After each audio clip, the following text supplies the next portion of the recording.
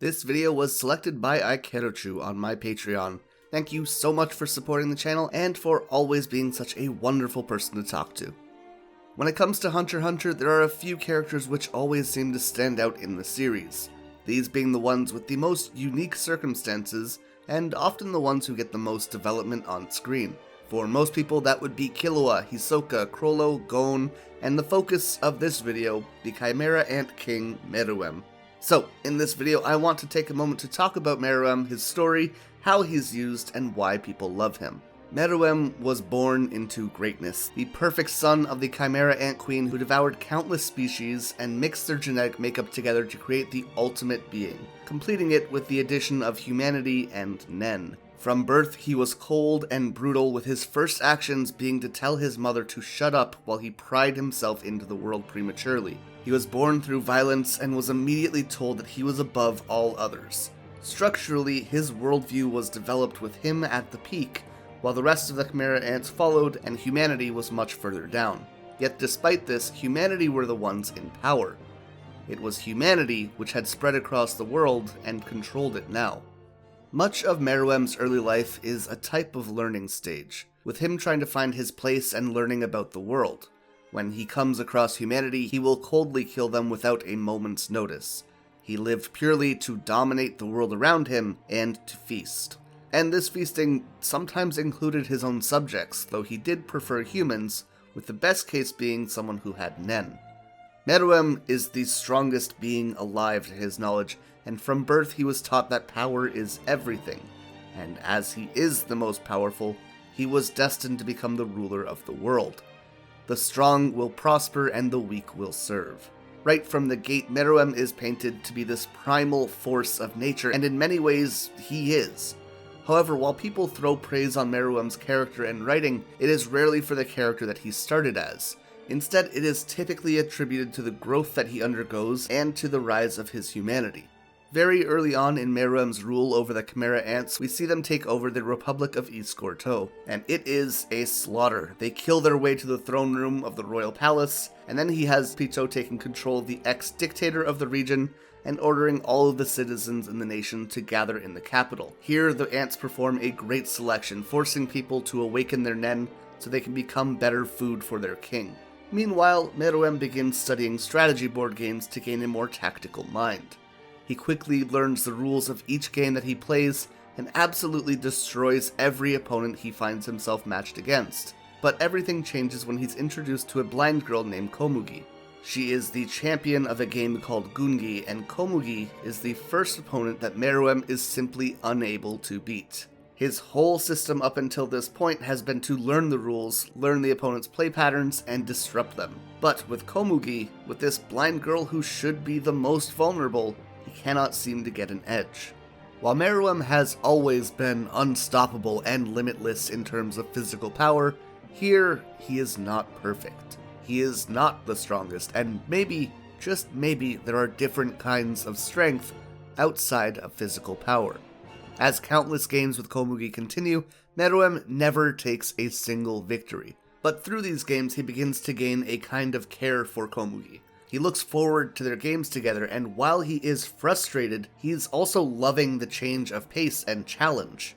With each game, he is growing, learning, and expanding his view on the world around him. His 3 royal guards become worried that he's too interested in this human, and that he's changing, slowly taking his focus away from the idea of conquest. Even Meruem himself is unclear what is happening. He knows that something is changing, but he doesn't quite understand it. He enters a full existential crisis for a short time, calls his guards together and asks them what his name is, who he is. Poof says that he is the true king and he doesn't need a name, but Meruem rebuts this, saying that a king is just a title. Pito offers that the king should choose his own name, but that also doesn't seem right to Meruem. With no answer in hand, Meruem announces that he realizes that there are different kinds of strength, but at the same time, that just doesn't matter, because his kind of strength can easily destroy any other. He sets his mind to killing Komugi and erasing the changes that she is causing. However, when he arrives in her room, he finds her being attacked by a bird, and that shred of humanity within Meruem completely takes over, and rather than killing her, he decides to protect her. He asks Komugi why she didn't call out for help, and she says it's because she didn't want to seem like an inconvenience. And here Meruem tells her that she is an important guest, as she starts crying, saying that she has never been treated so kindly. Meruem, who was just about to kill her, is the kindest person she's ever experienced. He is confused and in shock. He can't figure out what he's supposed to be doing or thinking, but he knows that from this point on, he can no longer kill her. Soon after is his first confrontation with Zeno and Netero, in which Komugi is mortally wounded. Meruem orders Pito to heal Komugi and leads the two men away to ensure her safety. This, of course, leads to the famous Netero vs. Meruem battle, in which Meruem is entirely not interested in fighting, while Netero acts as the aggressor and forces a fight. He tries to bait the king into fighting, and humanity is painted as this desperate evil through the entirety of this encounter.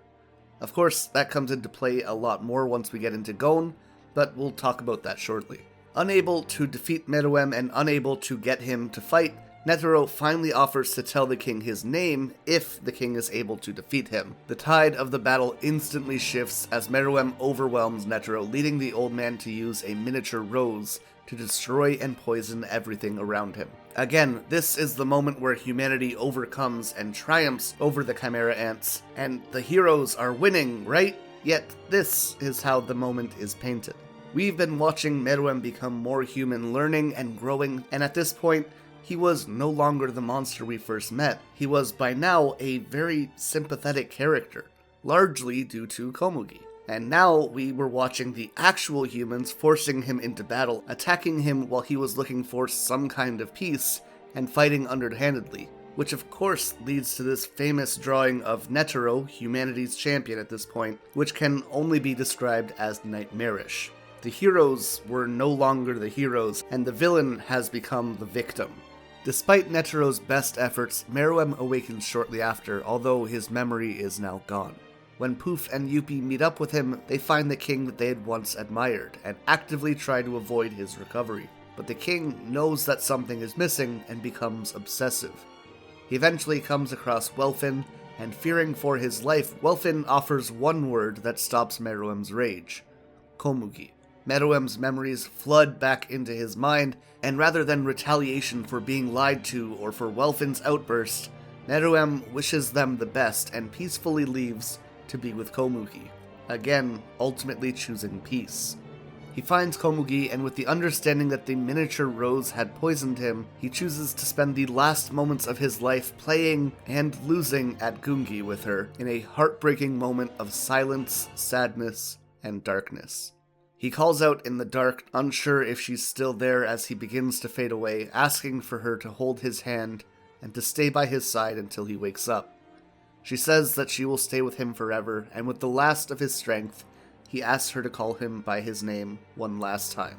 And with that, she says goodnight to Meruem and tells him that she will be joining him soon.